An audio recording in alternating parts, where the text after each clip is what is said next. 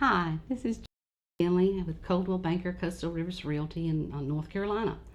And we're going to talk about some real estate problems and questions that you may have. Today, the question we're given was, how do you determine the listing price of a house?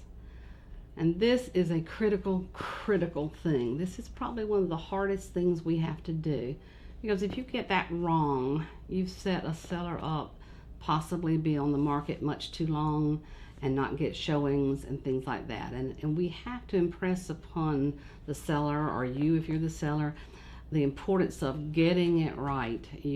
Many people say, well, I can always come down, but I can't come up. That's one of our least favorite phrases that we have to hear all the time, because that's not true. You're not going to be given the chance to come up or down because people are going to ignore your home. So the only criteria that counts in determining a listing price is a comparable property, a comp. You hear us talk about all the time, a comp. And that's not of what your neighbor's house is listed at or what this house around the corner is listed at.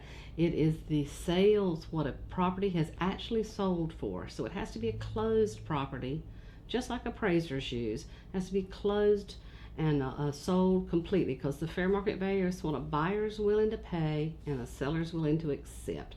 So the property has not sold yet. It is not a comp. It's a comparison. In some ways you want to stay near your competition, but it's not a real comp, and it's not going to help you with that list price. So it's very important to get it right the first time.